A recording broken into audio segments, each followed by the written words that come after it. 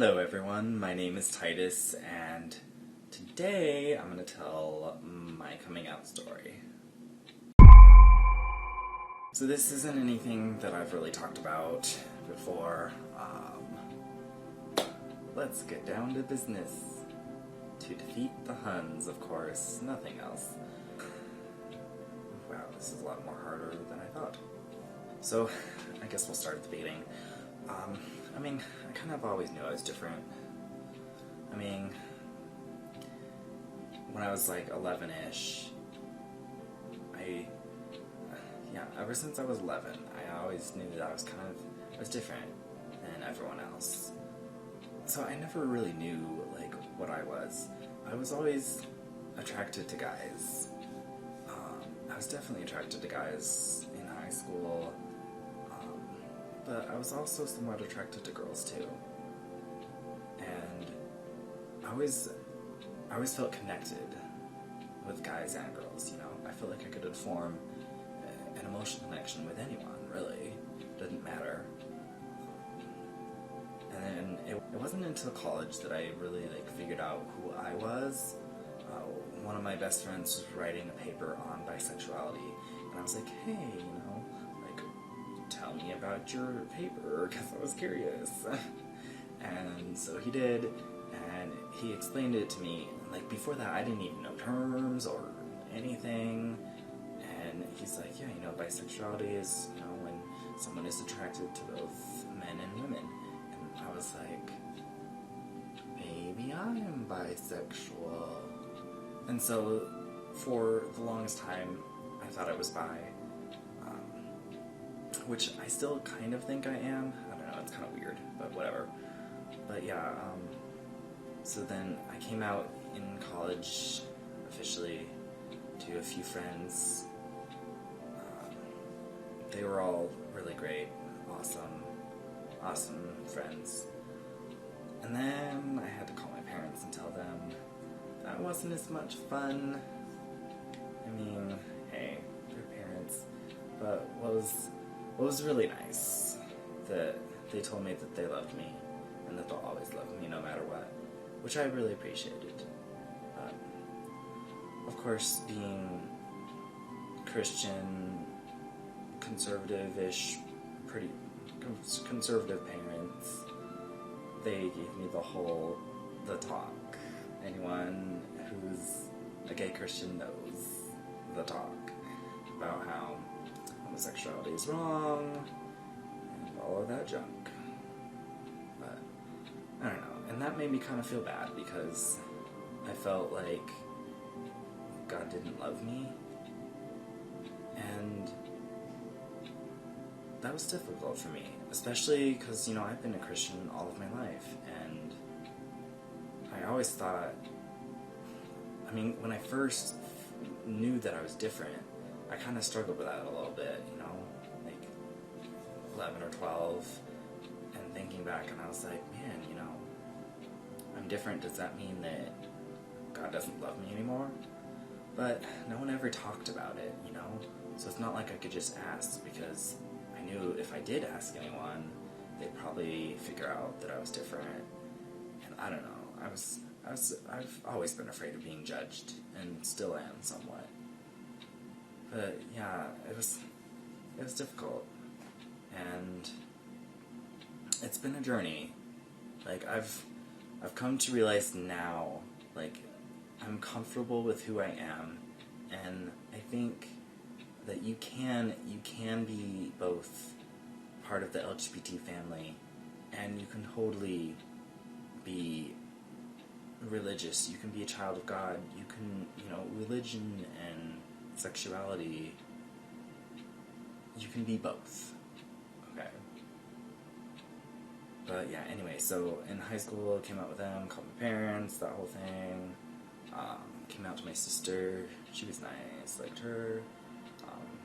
In college, I was able to get in touch with Beacon, but it was nice because there were people that were like me, and people I could talk to, and I felt safe, it was a safe place, and I really do think that safe places are a necessity anywhere, because it is so nice being able to be somewhere where you can just be who you are, and you don't have to feel afraid.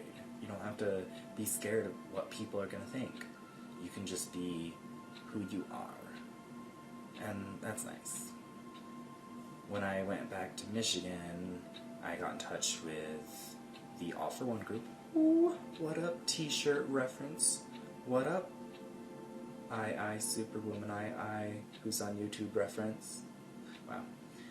Anyways, so I got in touch with them and was able to go to the meetings. They're the GSA, unofficial GSA at Andrews. But that was really nice too, because I felt once again that I could go somewhere and be safe and be who I am without fear of judgment.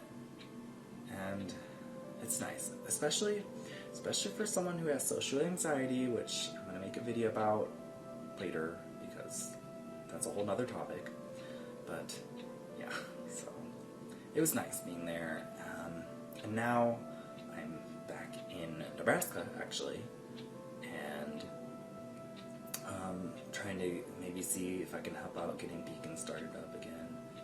See how that goes. But yeah, like, now I'm in a place where I'm happy, you know? I used to be, like, afraid all the time. I was like, what's gonna happen? People are constantly gonna be, like, judging me and everything. But now, I don't care.